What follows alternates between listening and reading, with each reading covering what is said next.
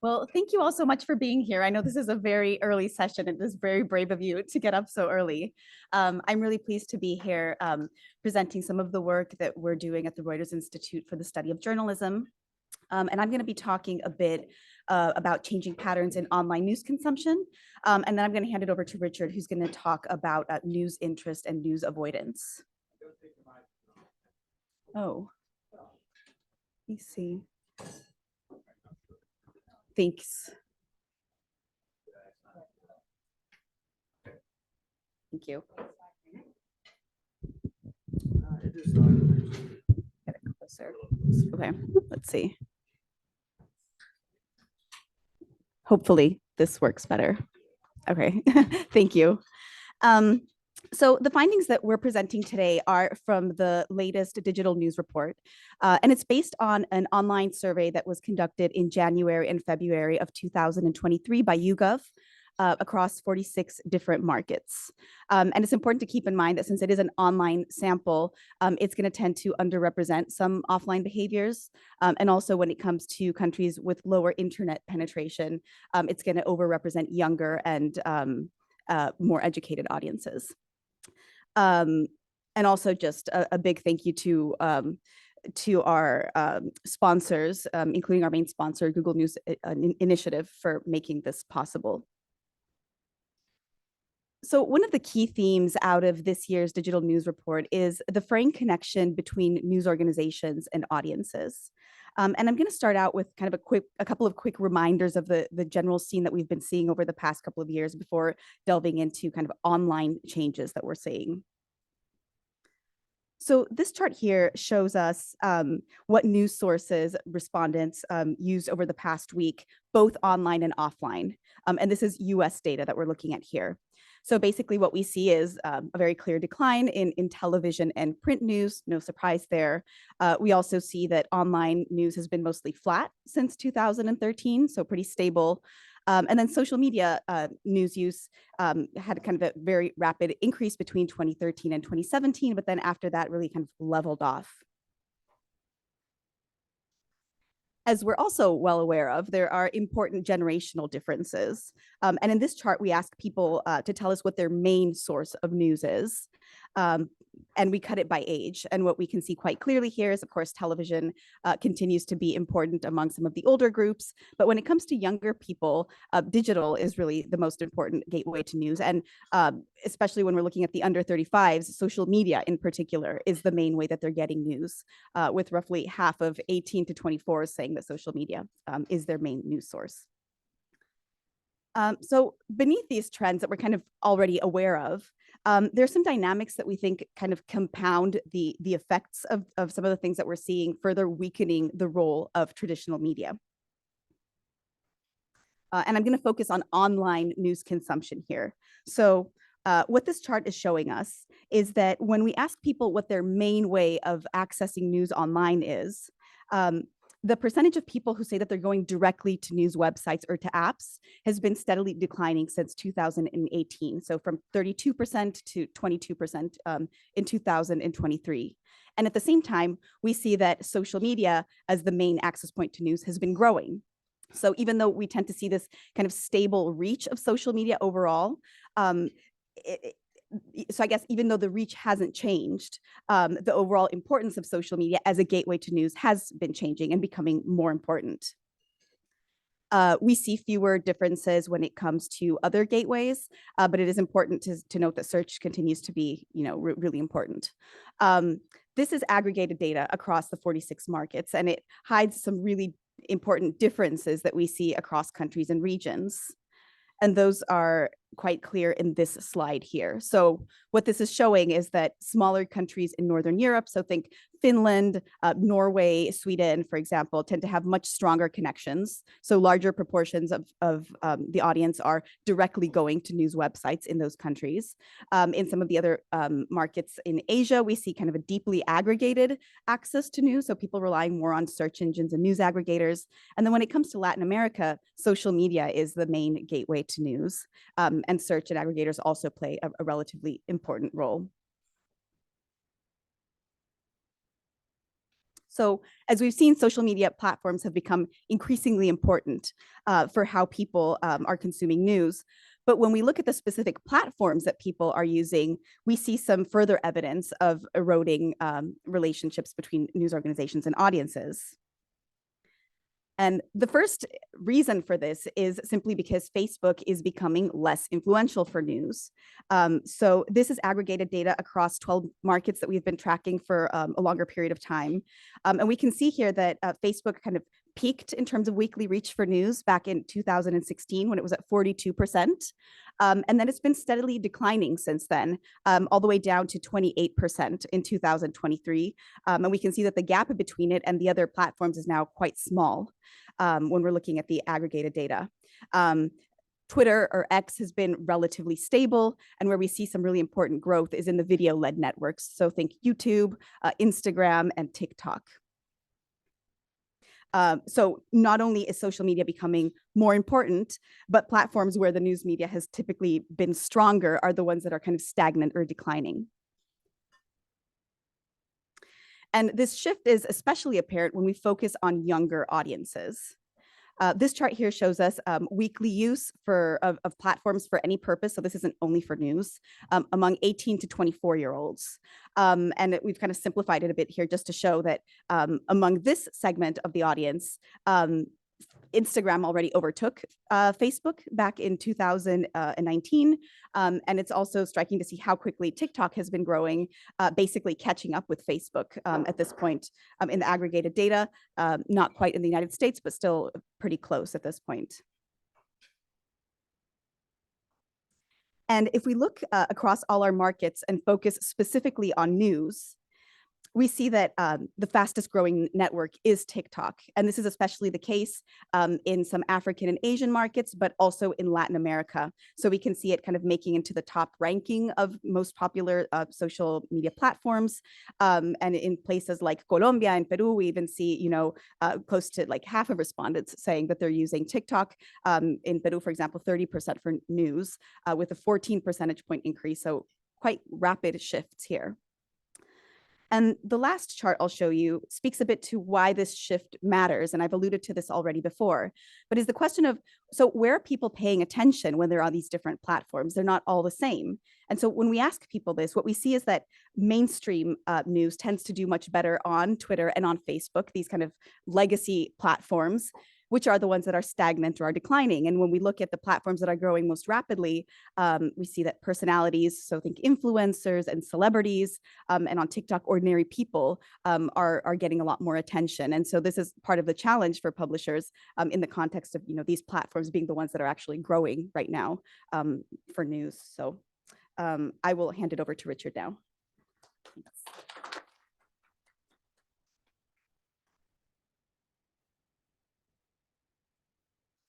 Thanks, Amy. I'm going to use the same sort of source of data and talk about some of the other trends that we find that are related to the themes that Amy's picked out. And the first is to do with news interest. Now, we've already seen this chart already, but we've added a couple of extra lines, and one of them is the proportion of people who say they don't use any of these news sources in a typical week. And you can see in the US that's grown from 3% in 2013 all the way up to 12%. In 2023. And this highlights the fact that there's a growing, it's still a minority of people, but a growing proportion of people who are not really consuming any news from these typical platforms on a regular basis. In addition to that, we can also see a decline in the proportion of people who say that they're highly interested in the news. And it's not unusual in some countries such as Argentina, France, Spain, the US, the UK, to see a 20 to 30 percentage point decline in the proportion of people who are highly interested in news, even in just the last 7 or 8 years. So a really profound shift in what we know is the kind of primary driver, personal motivation is the primary driver for consuming news, and we can see that's declining.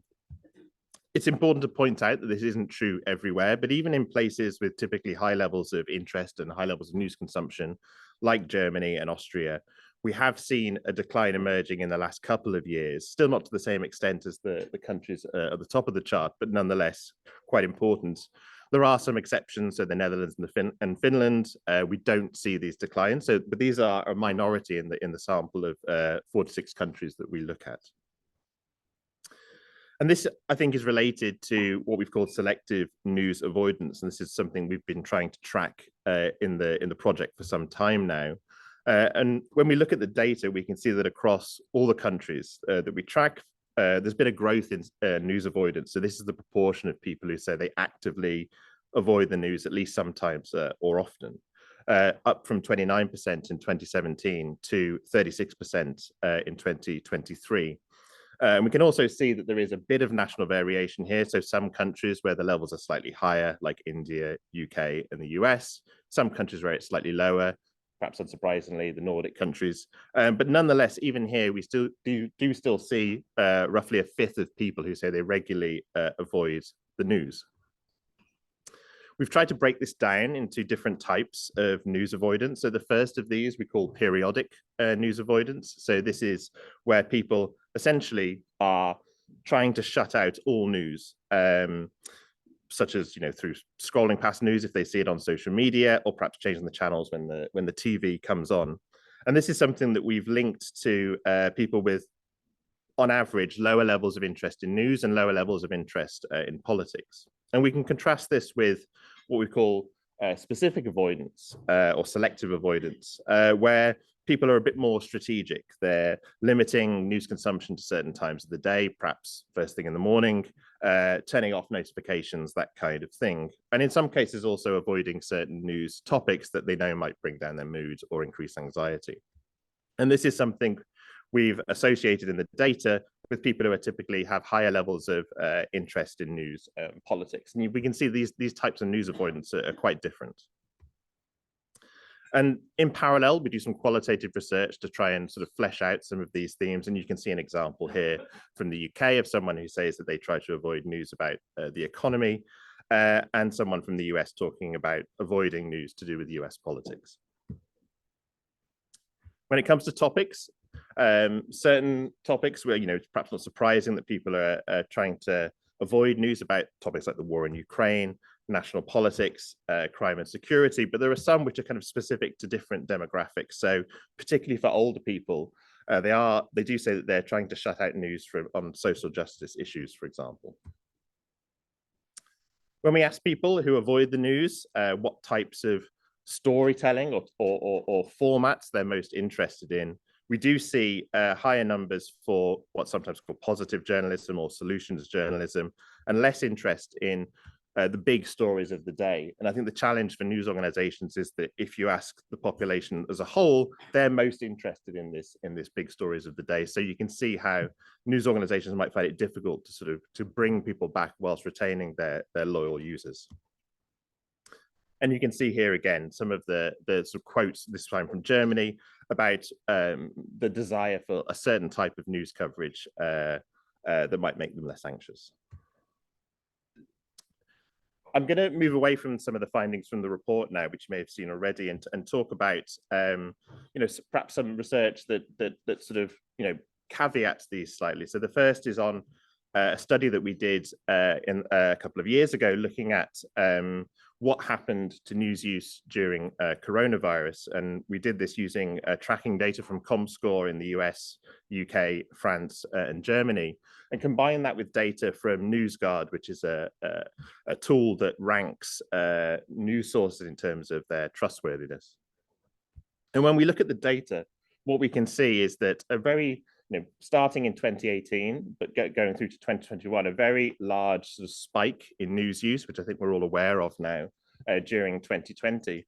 But the important point is, if we break this down by sources according to their trustworthiness, according to NewsGuard, we can see a very large spike in the green line, which are those which are ranked as generally trustworthy, and you can almost not see it at all, the increase in some countries in the use of news from generally untrustworthy sources. So not only did we see a large sort of, in real terms, a large sort of increase for trustworthy brands, but also in relative terms as well. So the percentage increase for trustworthy brands was higher than it was for generally untrustworthy news sources. And I think this just highlights how important the news is, even amongst news avoiders, when it comes to sort of times of a crisis, and information is really important.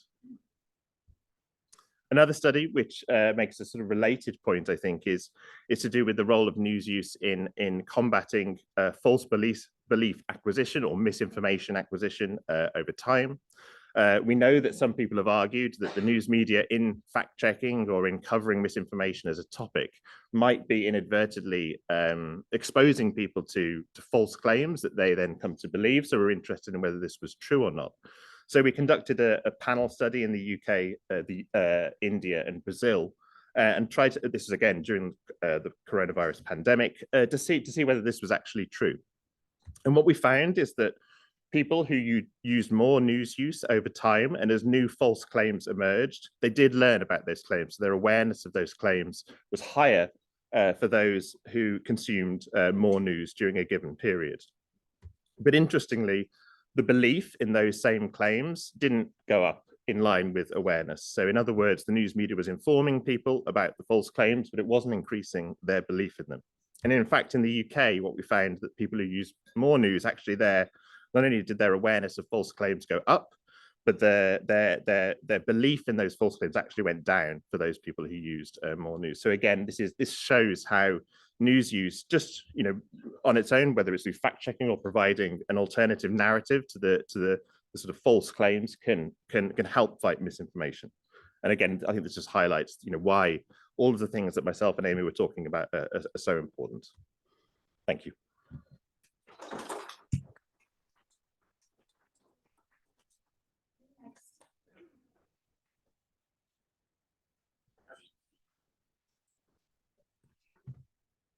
So you have to share in your study. So, here. Yeah, you see it. Yep. Great, thanks.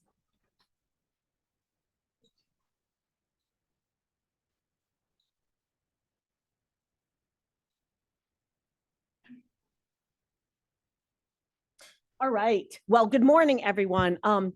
As Vanessa said, I'm Gina Masullo. I'm the Associate Director of the Center for Media Engagement. And can I take this out? Yes. Okay. And I'm also an associate professor at the School of Journalism and Media here at UT Austin. And I just want to tell you a little bit about the center before I just go into sort of a rapid fire of some of the research that I think you might be interested in that we've done. So the center is comprised of, faculty members, students, and what we are really focused on is solving problems. Our official statement is that we envision a vibrant information ecosystem that more effectively empowers the public to understand, appreciate, and participate in democratic exchange of ideas. What we're really interested in is solving problems, particularly for news organizations, but also for other institutions, so that it's in the service of democracy. So we always have that link between the media and democracy. So we have, over the course of our history, we date back to 2011. We've partnered with more than 200 newsrooms to do research projects, and more than close to 900 newsrooms are using either the research or tools that we've developed for this. Yeah, it's not showing in the screen, so I don't know if you want to show. Oh, yeah, I do. Sorry. Oh, thank you for letting me know.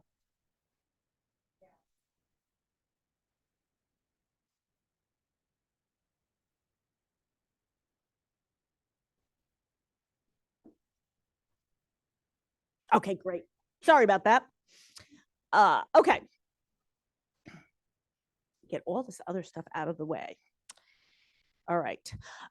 So one of the projects we worked on that I wanted to highlight was our Practicing Engaged Journalism project. We partnered with 20 US-based news organizations, and basically we were testing out a form of engaged journalism. And what this is a process where the audience can submit questions to the newsroom, and they do this through a platform called Harkin, and then the newsroom answers them, so that there's a direct connection between the questions the public has and the news. So really the news organizations are solving the questions that the public wants, rather than just doing stories about other things.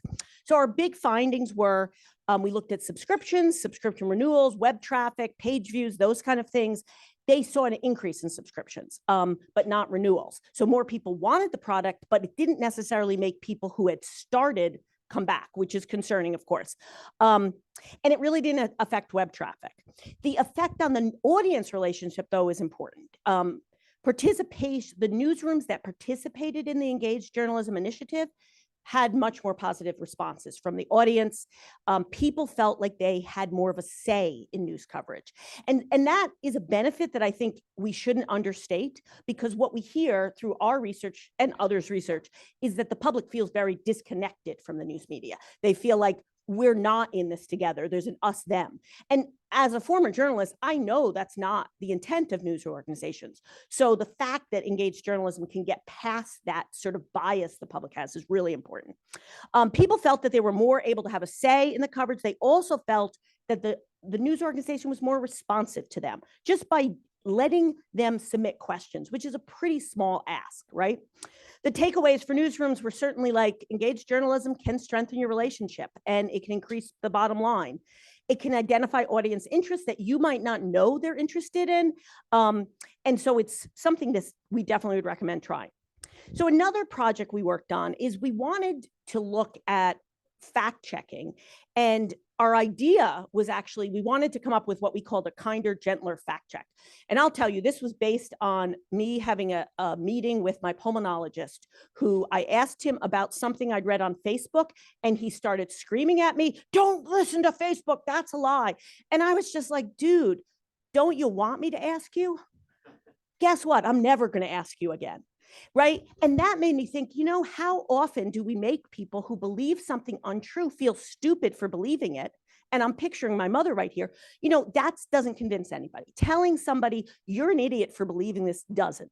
And even if we never say you're an idiot for believing it, the way some fact checks are written, it feels that way, perhaps, to a sensitive person. So we tested out a traditional fact check, and we tested out what we call the empathetic style. And the empathetic style is sort of like, it acknowledged that many people believe this misperception, but then it also has, like, the journalist walks the viewer through the process of discovering the truth.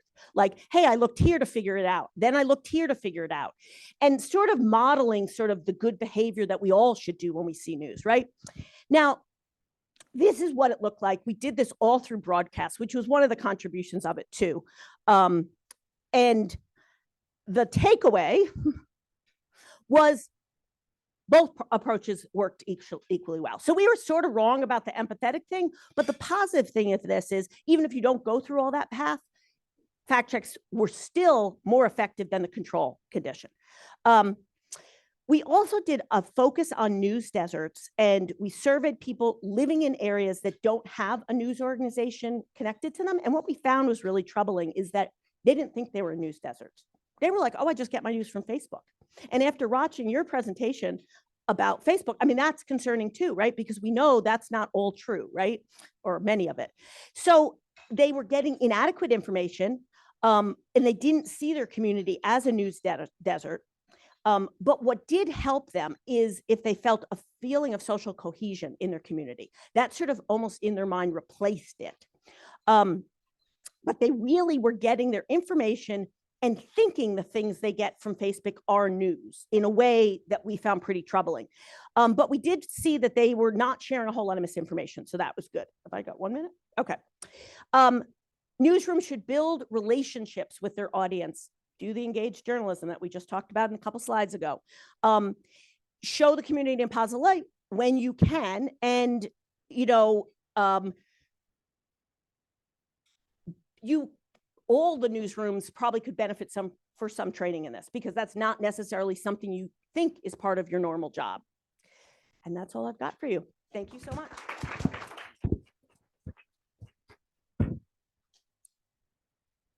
So next is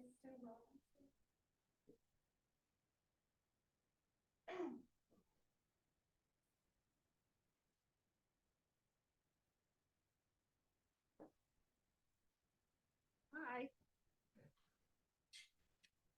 Oh. Well, you're good. Okay.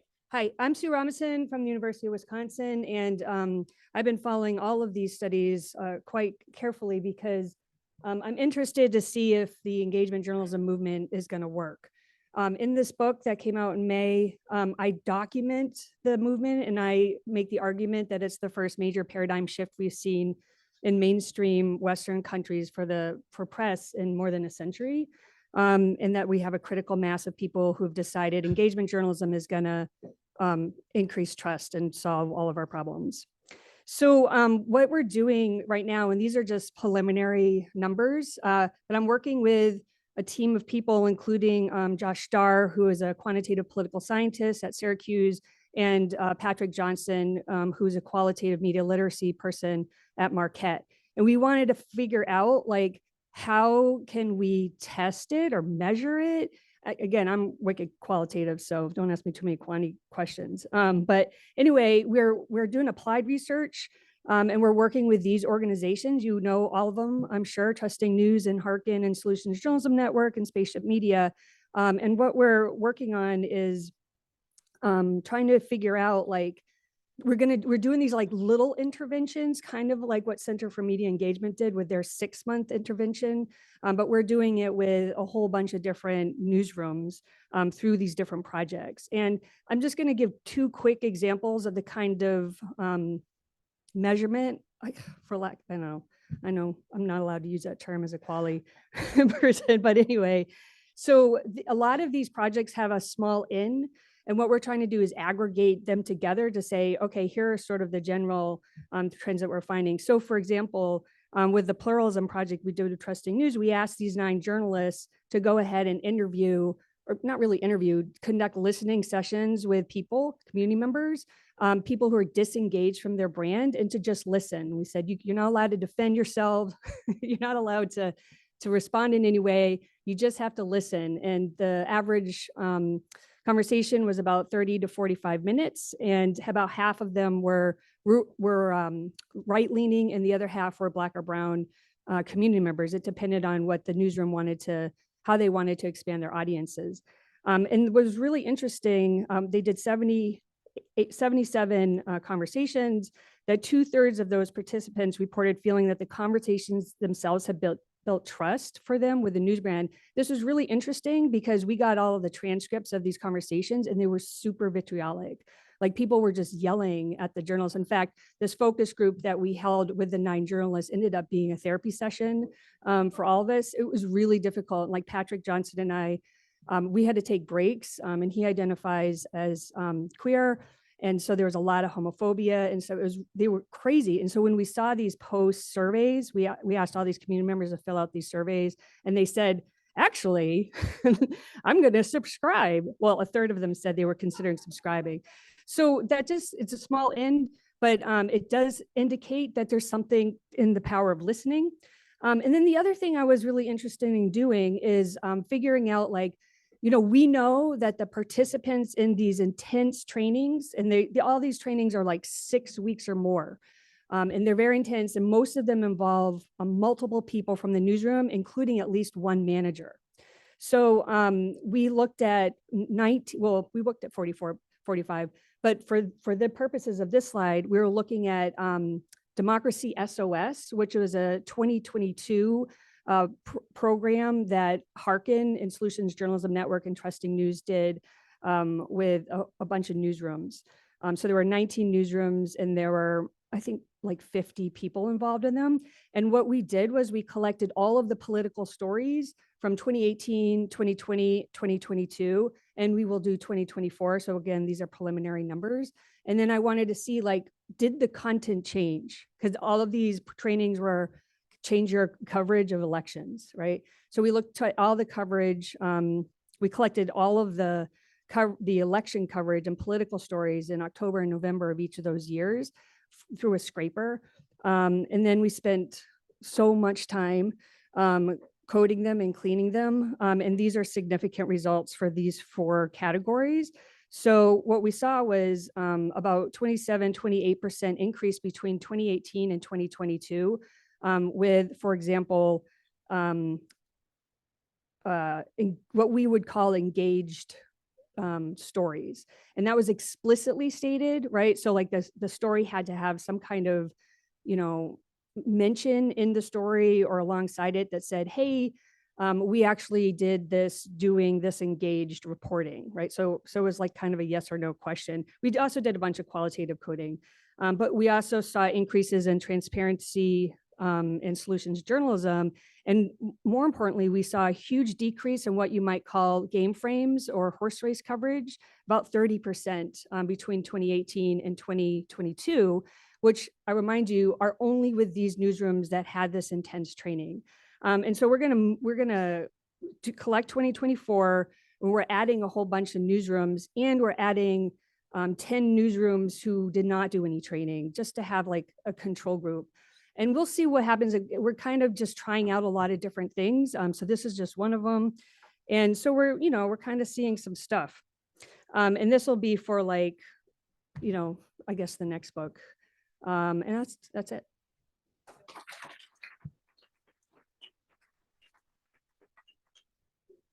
And next is Anya.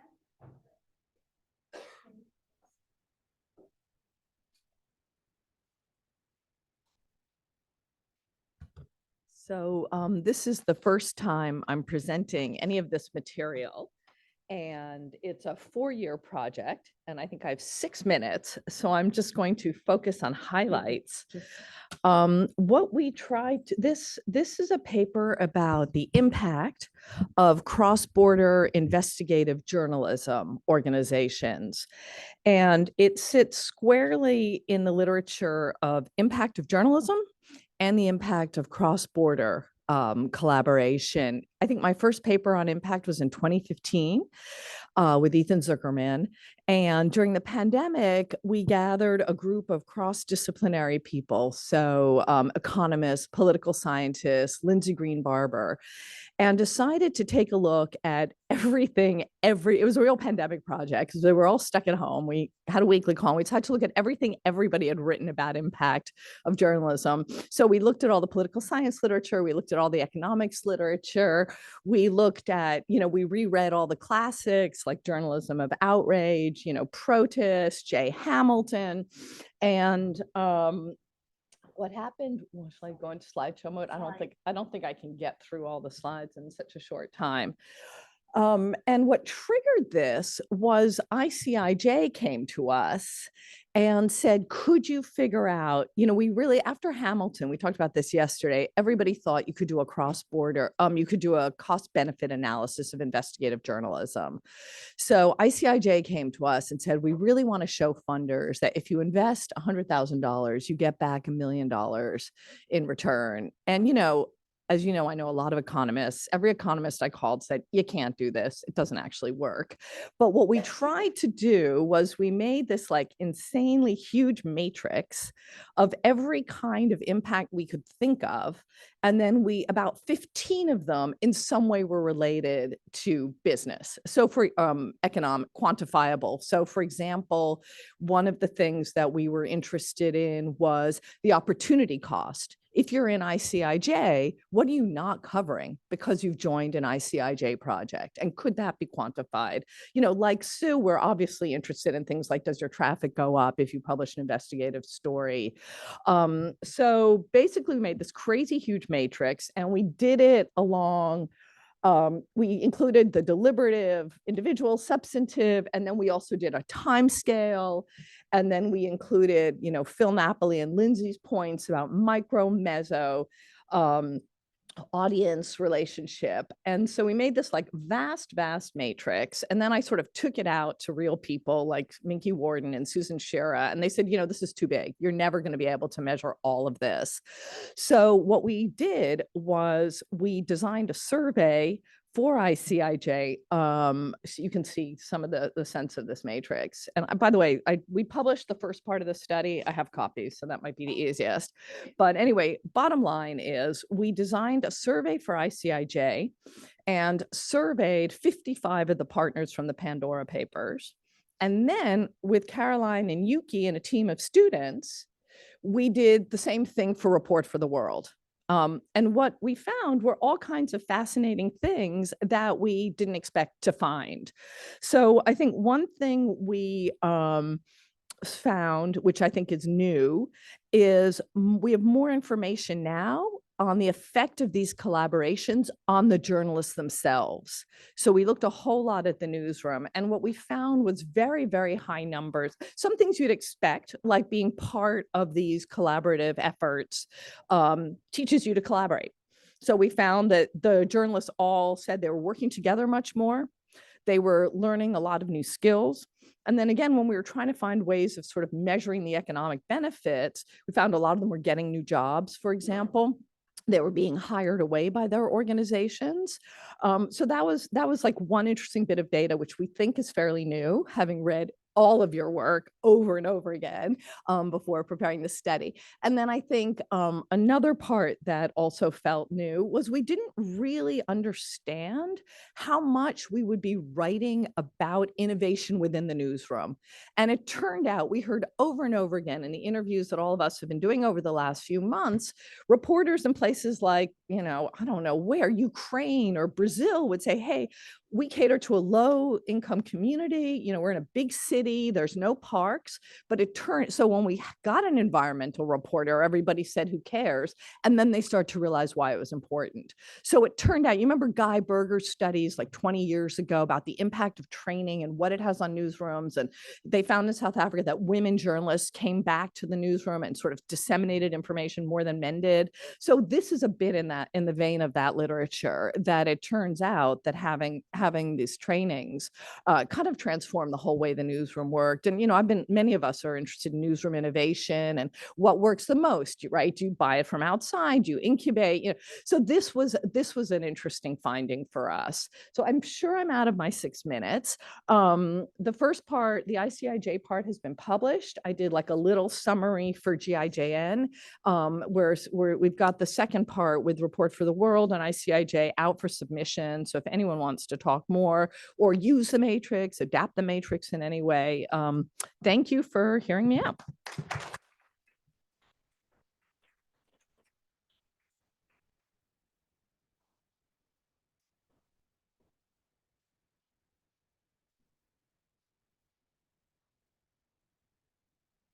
Can you help me, Michael? Sorry.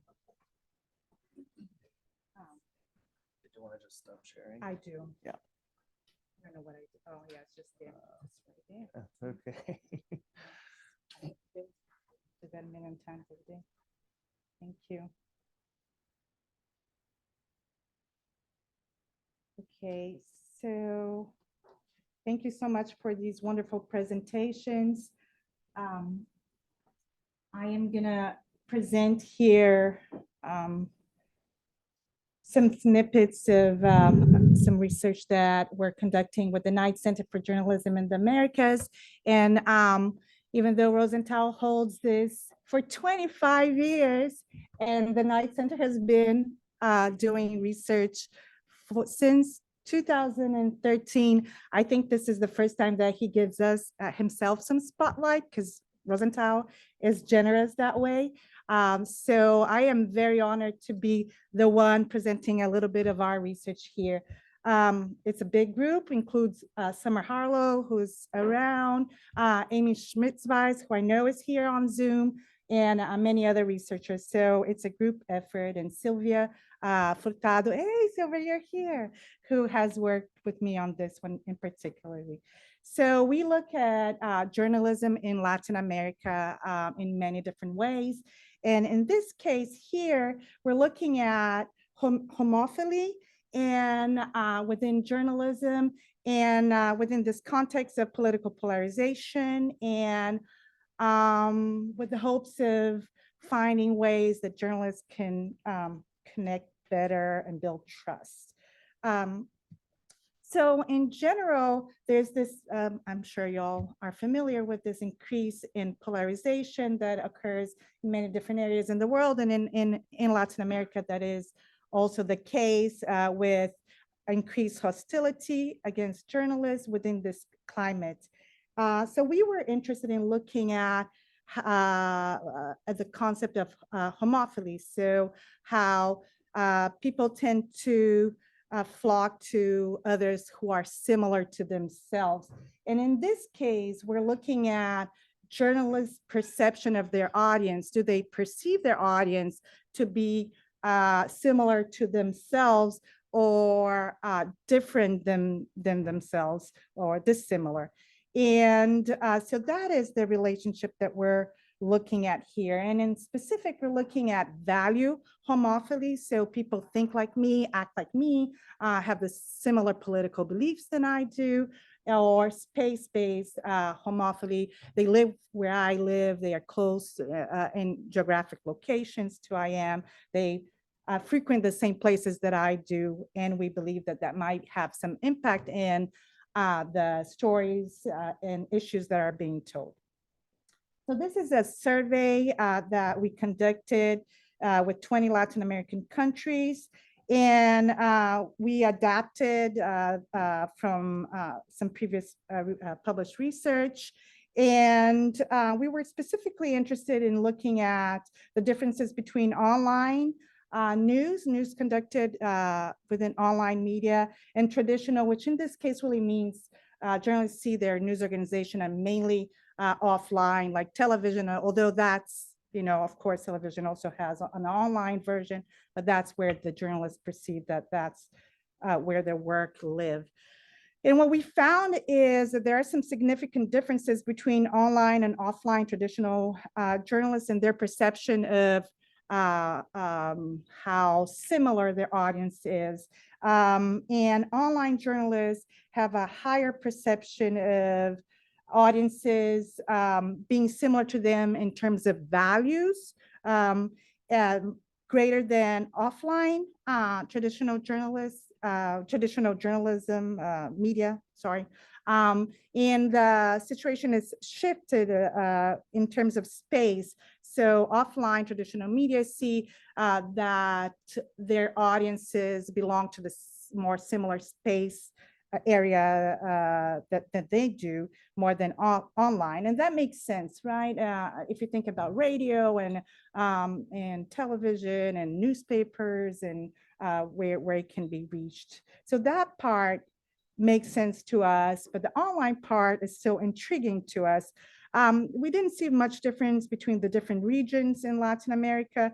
We did see some interesting differences between the types of news organization that journalists in general worked. So journalists that work for alternative, independent news and advocacy news had a higher, were more likely to perceive their audience similar to themselves in terms of value. Sorry. And it didn't really make a difference whether they were working for commercial or commercial news organization or government or nonprofit news organization. So that didn't really matter. But the type of news, how they perceived it as independent, alternative, that did matter. So what does that mean for us? So we know that there is an increased numbers of independent digital native news organizations in Latin America that are doing fabulous work. They are bringing much needed diversity to the journalism landscape in Latin America, where that really matters. It matters everywhere, but in Latin America, that has some particular impact there. And so that is fantastic. But what this study is showing us is that from a media point of view, these online news organizations are more likely to cater to audiences that are similar to them. Well, that's good and bring inclusivity. It doesn't include that perspective to a wider audience. So those that are dissimilar to them, right? So in that term, so from an audience from a media perspective, that may be problematic. From an audience perspective, we know that audiences duplicate their level of exposure. They're not just looking at one news organization, but we know also that audiences, just like journalists, tend to flock to those who are similar to them. So in that case, it is problematic. how do you solve that problem? Well, that's a good question for us to try to figure out. Some ideas that have been brought in yesterday in panels were bringing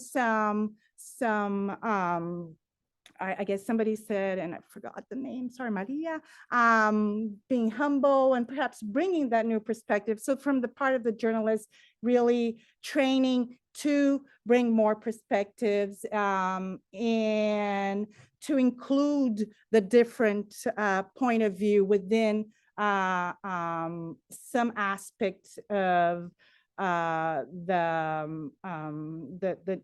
news process.